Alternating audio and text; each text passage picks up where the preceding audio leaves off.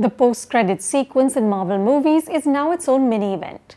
We all excitedly sit through the end credits to see what extras will be revealed.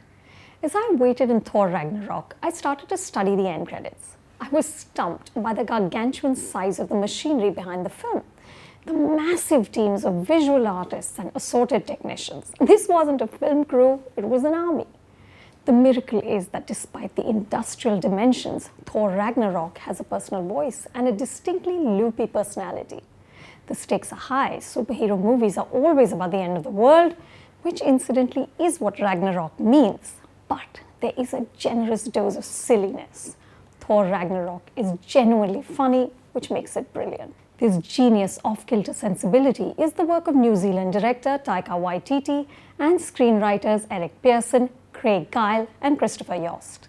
The irreverent tone is established from the first scene, and it doesn't let up as the story careens from Thor's home planet Asgard to Sakaar, where he's taken prisoner and forced to become a gladiator.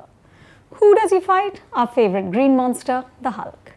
Thor's sister also shows up, Hela, the goddess of death, played by Cate Blanchett.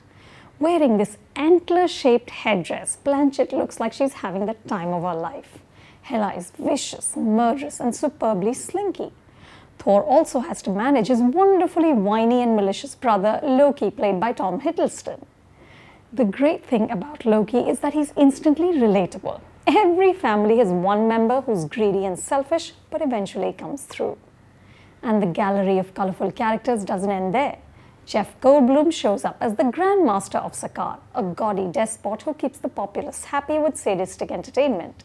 Tessa Thompson is Valkyrie, a great Asgard warrior, now turned into an alcoholic bounty hunter who serves the Grandmaster. And there's Waititi himself, voicing an eccentric, lovable rock monster who speaks in dry tones about revolution. One apparently failed because they ran out of pamphlets. It's this idiosyncratic voice that fuels the film. Chris Hemsworth as Thor is a terrific fit because he is an impossibly handsome man who also manages to be both relatable and funny. He's playing a god, but with tongue firmly in cheek. There's some wonderful scenes between him and Mark Ruffalo. At one point, the Hulk slips back into Bruce Banner. Thor must convince him that he likes him more than Hulk, but a wounded Banner complains that Thor is just using him to get to Hulk.